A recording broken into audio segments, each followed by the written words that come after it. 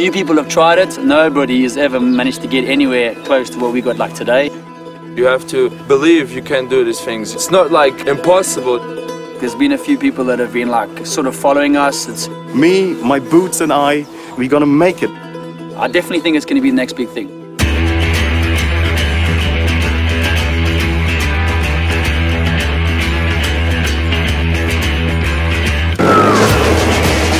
Liquid mountaineering is actually Ulf's brainchild. It's a new sport. It was not existing before. You have to run very fast on the water. I mean, obviously the first step was the most important one. When we discovered, oh my God, Jesus, we're going 1 step, we're going 2 steps, we're going 3 steps. We're discovering it as we go along.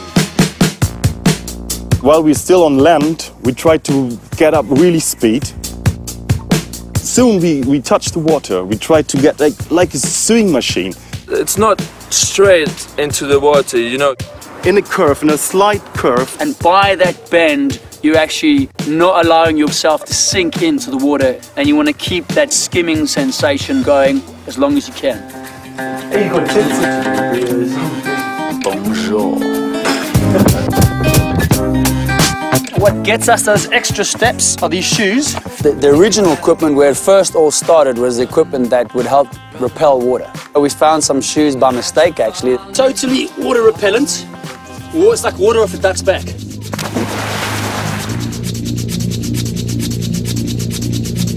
It takes actually a lot of practice, a lot of focus. I think if you don't actually believe that you're going to walk on that water, it's not going to happen for you.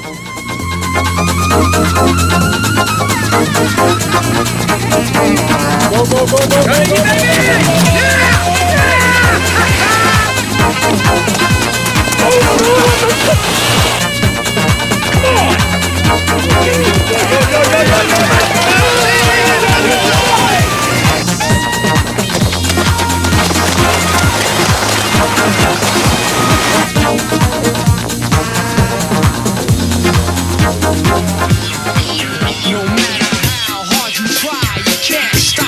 We've been working on a jet ski system, obviously that pulls us into the water with a bit more speed.